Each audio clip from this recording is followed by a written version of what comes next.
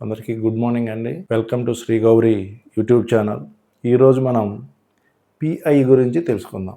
Pi perspective in education డిఎస్సిలో చాలా కీలకమైంది. మన డిఎస్సిలో చూసుకున్నట్లయితే మనకి 5 మార్క్స్ అనేటటువంటివి అందులో ఇవ్వడం జరిగింది. సో అందుకు మనకి పిఐ చాలా ఇంపార్టెంట్. ఈ పిఐలో మొదటి చాప్టర్, ఫస్ట్ చాప్టర్ ఏదైతే ఉందో ప్రాచీన భారతదేశంలో విద్యా వ్యవస్థ, దాని గురించి తెలుసుకుందాం. प्राचीन भारत में शिक्षा, प्राचीन भारत में शिक्षा, प्राचीन भारत में शिक्षा,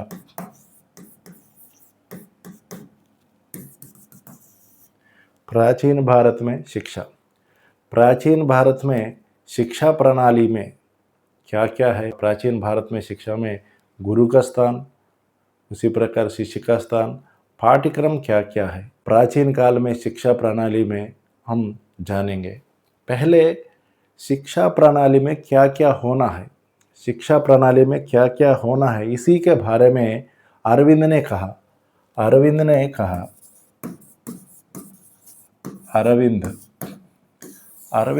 क्या कहा?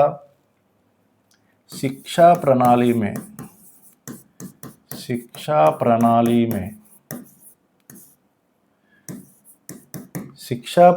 में भूत, वर्तमान,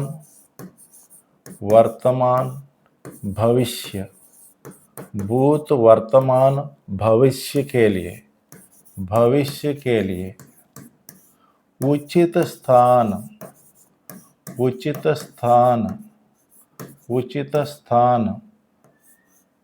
उचित स्थान होना चाहिए। अरविंद ने क्या कहा? शिक्षा प्रणाली में भूत वर्तमान भविष्य के लिए उचित स्थान होना चाहिए। అరవింద్ ఏం చెప్పాడంటే శిక్షా ప్రణాళిలో ఖచ్చితంగా భూత వర్తమాన భవిష్య కాలాలకి ఉచితమైనటువంటి స్థానాన్ని ఇవ్వాలి.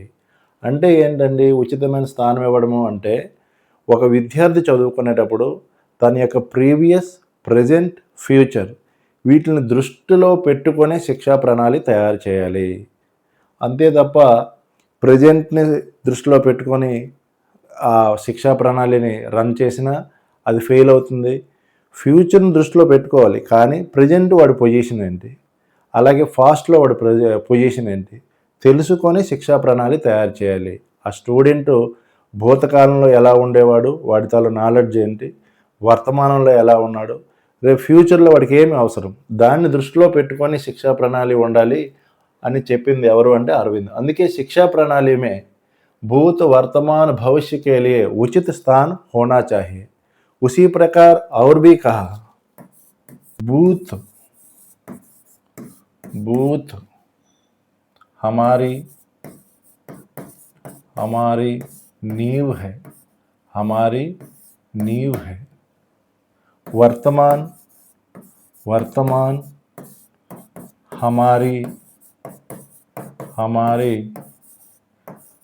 हमारी पूंजी है, भविष्य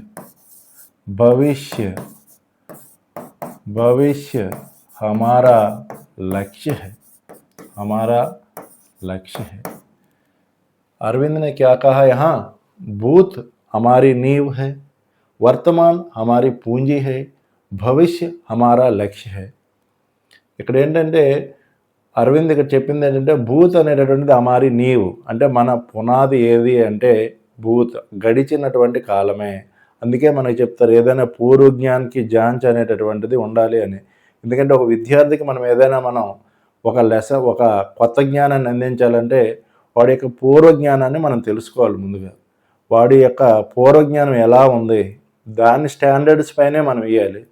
కొన్ని దగ్గరలో ఉండేటటువంటి ఎడ్యుకేషన్ ఎలా ఉంటుంది అంటే, పేరెంట్స్ కూడాను వాడికి ఉండేటటువంటి నాలెడ్జ్ కంటే మెయిన్ ఏంటంటే, ఇప్పుడు వాడికి ఐఐటి అలాగా పెద్ద పెద్ద కోర్సులన్నీ నేర్పించేయాలని అని, కానీ వాడి యొక్క స్టాండర్డ్స్ ఏంటో, పిల్లాడి స్టాండర్డ్స్ ఏంటో అనేది తెలుసుకోవట్లేదు.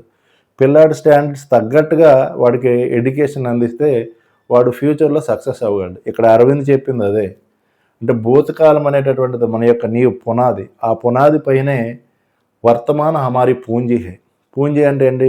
పెట్టుబడి. అంటే ఈ వర్తమాన కాలంలో మన యొక్క పెట్టుబడి అనేటువంటిది వర్తమాన కాలం అందు మన పెట్టుబడి. అంటే మనం ఇక్కడ ఏదైనా వాడికి అందించాలి విద్యని అనేటటువంటిది వర్తమాన కాలంలో భూతకాలంలో ఆడికి ఉండేటటువంటి పునాది ఎలా ఉంది దాన్ని దృష్టిలో పెట్టుకునే మనం ఇక్కడ ఖచ్చితమైనటువంటి ప్రణాళికను అనేది వేసుకోవాలి.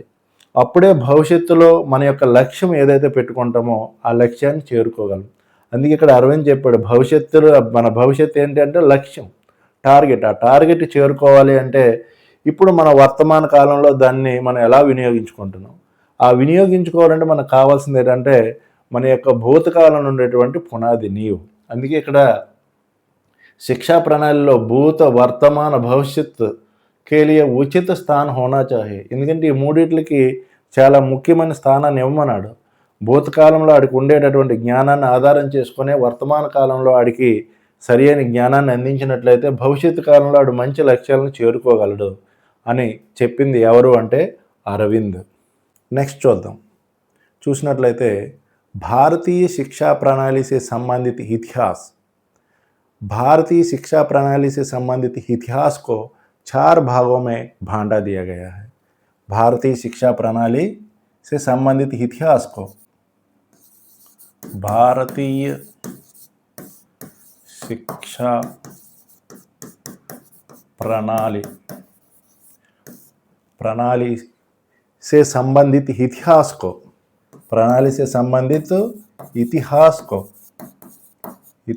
को 4 भागों में बांटा दिया. 4 भागों में बांटा दिया. पहले भाग है प्राचीन युग. पहले भाग है प्राचीन युग. दूसरा मध्य युग. तीसरा आधुनिक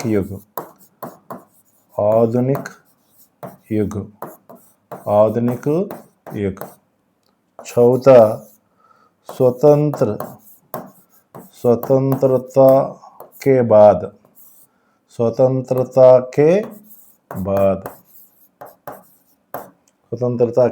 बाद उसी प्रकार 4 भागों में विभाजित किया गया है भारतीय शिक्षा प्रणाली का इतिहास. पहले प्राचीन युग. ये प्राचीन युग इतिहास प्रारंभ से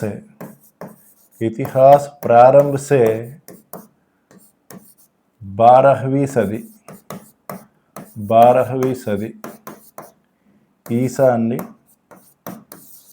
ईसा 12वीं सदी. उसी प्रकार मध्य युग 12वीं सदी से 16वीं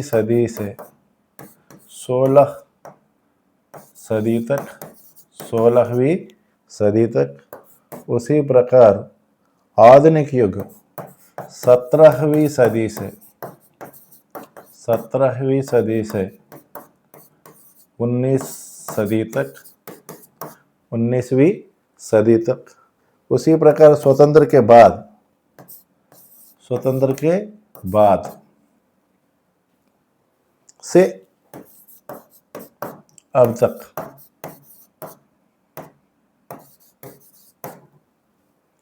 చూడండి, ఇక్కడ మన భారతీయ శిక్షా ప్రణాళిని దృష్టిలో పెట్టుకొని ఆ భారతీయ శిక్షా ప్రణాళి యొక్క ఇతిహాసాన్ని, చరిత్రని 4 భాగాలుగా విభజించారండి. ఇక్కడ మొదట చూసుకున్నట్లయితే ప్రాచీన యుగము. దీని యొక్క కాలసీమ చూసుకున్నట్లయితే ఇతిహాస ప్రారంభం నుంచి, ఎప్పుడైతే ఈ చరిత్ర ప్రారంభమైందో అప్పటి నుంచి క్రీస్తు శకం 12వ శతాబ్దం వరకు కూడా కంటిన్యూ అయ్యిందండి. నెక్స్ట్ మధ్య యుగం చూసుకున్నట్లయితే 12వ శతాబ్దం నుంచి 16వ శతాబ్దం వరకు కంటిన్యూ అయింది. అలాగనే ఆధునిక యుగం చూసుకున్నట్లయితే 17వ శతాబ్దం నుంచి 19వ శతాబ్దం వరకు కంటిన్యూ అయింది. నెక్స్ట్ స్వతంత్రతకే బాద్ చూసుకున్నట్లయితే మనకి 1947లో స్వతంత్రం వచ్చింది. అప్పటి నుంచి ఇప్పటి వరకు ఉండేటటువంటి విద్యా వ్యవస్థను అంతటినీ కూడా మనం స్వతంత్ర అనంతర విద్య అని అంటామండి. స్వతంత్ర అనంతర విద్య అని అంటాం. ఈ విధంగా 4 భాగాలుగా చేయడం జరిగింది. प्राचीन युग इतिहास प्रारंभ से 12 सदी तक. यहाँ का शिक्षा का माध्यम संस्कृत है, क्योंकि यहाँ गुरुकुल शिक्षा अमल में है। यहाँ पाठ्यक्रम वेद उपनिषद ये सभी यहाँ चले रहे हैं। बाद में मध्ययुग, मध्ययुग 12 सदी से 16 सदी तक। यहाँ देखा जाए तो मुसलमान शासनकाल है। मुसलमान शासनकाल में यहाँ कुरान पाठ्यक्रम में चले गए हैं। कुरान के साथ साथ गणित विज्ञान है। बाद में आधुनिक युग 17 सदी से 19 सदी तक। यहाँ अंग्रेजी शासनकाल है। अंग्रेजी शासनकाल में शिक्षा का माध्यम अंग्रेजी है। बाद में स्वतंत्र अनंतर का काल का शिक्षा। यहाँ अभी क्या क्या हमारे पाठ्यक्रम में यही है, उसी काल में है। यहाँ देखा जाए तो हर युग में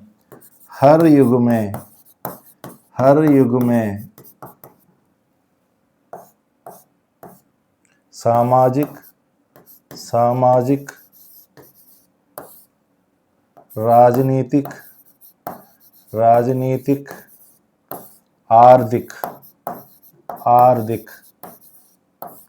आर्थिक ये तीनों का प्रभाव शिक्षा में है। हर युग में शिक्षा में सामाजिक राजनीतिक आर्थिक ये तीनों का प्रभाव है। इसीलिए एक एक युग में एक एक शिक्षा प्रणाली है, एक एक पाठ्यक्रम अलग है। बाद में प्राचीन काल में शिक्षा प्रणाली कैसे है, इसके बारे में एक बार देखेंगे। प्राचीन काल में शिक्षा प्रणाली। प्राचीन काल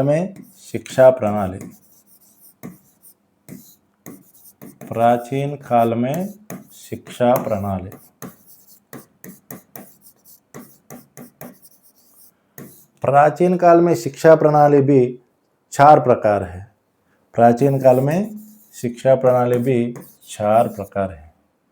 पहले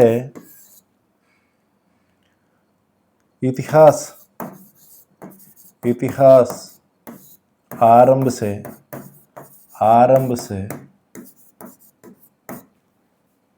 ईसा पूर्व 300 साल तक। दूसरा ईसा पूर्व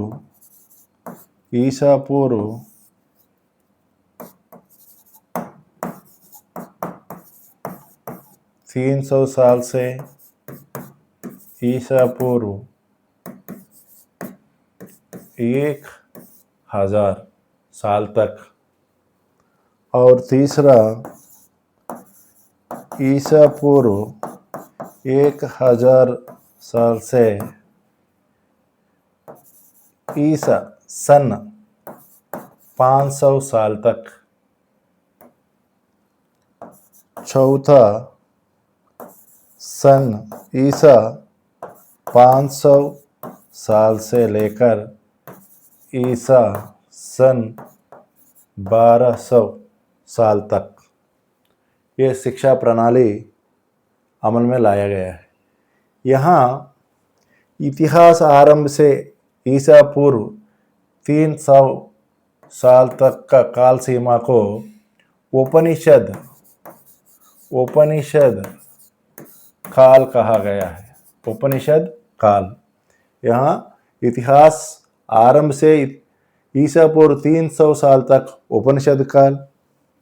दूसरा ईसा पूर्व 300 से ईसा पूर्व 1000 साल तक का काल सीमा को वैदिक काल।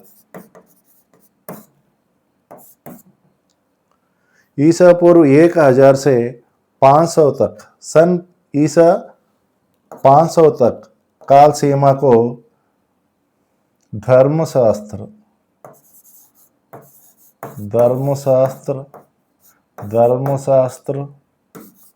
काल।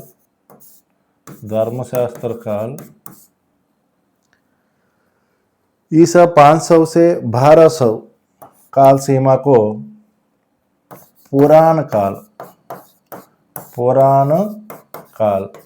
कहा गया है। ये 4 में बांटा गया।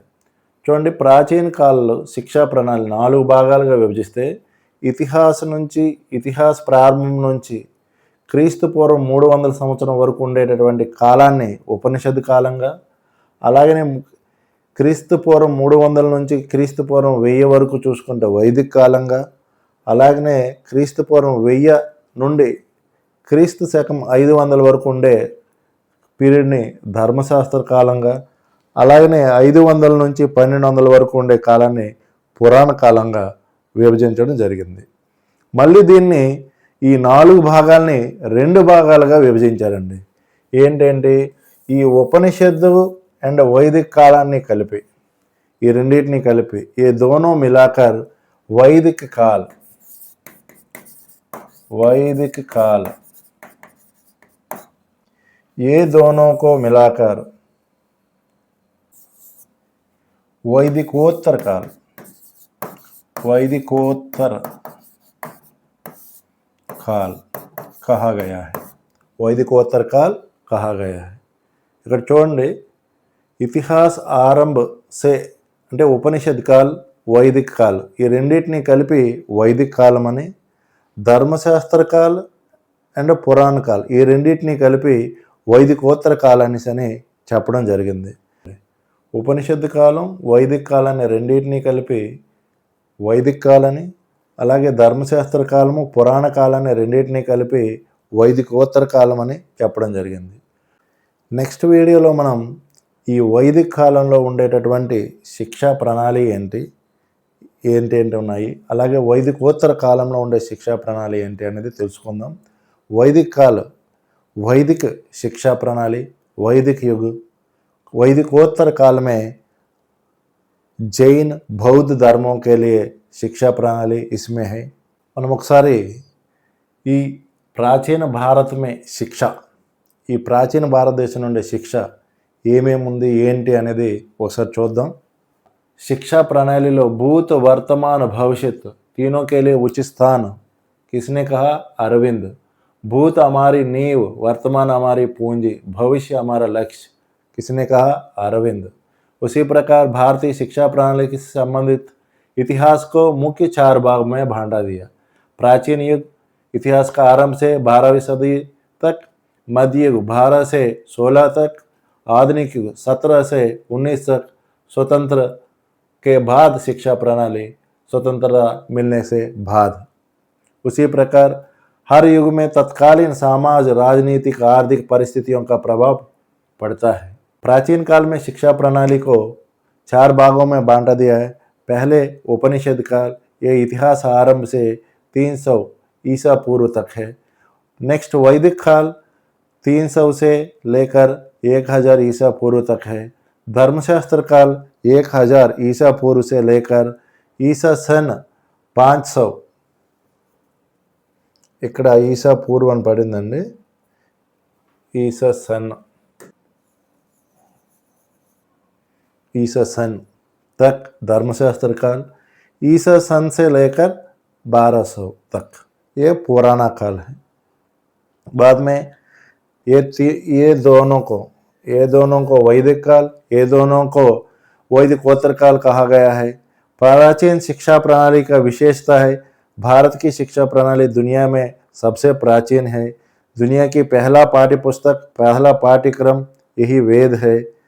ज्ञान अर्जन करना एक पवित्र कर्म से है, यही है वैदिक काल से कहा गया है. इसमें ब्राह्मण, अरण्य, उपनिषद ये इसका पाठ्यक्रम है. इसमें ब्राह्मण में क्या क्या है? वेदों के श्लोक, వేదాల్లో ఉండే శ్లోకాలు, उसी प्रकार यज्ञ और तत्वों के बारे में यहाँ लिखा गया है ग्रंथ में. వేదాల్లో ఉండే శ్లోకాలు, యజ్ఞాలు, తత్వాలు దాని గురించి ఇక్కడ బ్రాహ్మణాల్లో తెలియపరచడం జరిగింది. అలాగే అరణ్యకాల్లో ఏముంటుంది? విద్య, యజ్ఞ, సంస్కారకే బారేమే. ఇక్కడ విద్య, యజ్ఞ, సంస్కారం అంటే సంస్కారం ఎలా ఉండాలి, మనం ఎలా బిహేవ్ చేయాలి, దీని గురించి అనమాట అరణ్యకాల్లో ఉంటుంది. उपनिषद आत्मा प्रकृति के रहस्यों के बारे में बताने वाले मुख्य ग्रंथ. ఇక్కడ ఉపనిషత్తులు ఏముంటుందంటే ఆత్మ, ప్రకృతి వీటి మధ్య ఉండే రహస్య గురించి చెప్పడం అనేటటువంటిది, ఆత్మ ప్రకృతి మధ్య ఉండేటటువంటి కెమిస్ట్రీ గురించి ఇక్కడ ఉపనిషత్తులో చెప్పడం అనేటటువంటిది జరిగింది. ఇది మన ప్రాచీన భారతంలో ఉండేటటువంటి శిక్ష. ఇంకా ఇందులో మనం తెలుసుకోవాల్సింది ఏంటంటే వైదిక కాలంలో ఉండేటటువంటి శిక్ష ఎలాంటిది, వైదికోత్తర కాలంలో ఉండే శిక్ష ఎలాంటిది తెలుసుకుంటే మనకి ప్రాచీన కాలంలో ఉండే శిక్ష ప్రణాళి అవుతుంది. దాని తర్వాత మధ్యయుగానికి వెళ్దామండి. Thank you. నెక్స్ట్ వీడియోలో మనం ఈ వైదిక్ కాల్ శిక్ష గురించి తెలుసుకుందాం. Thank you.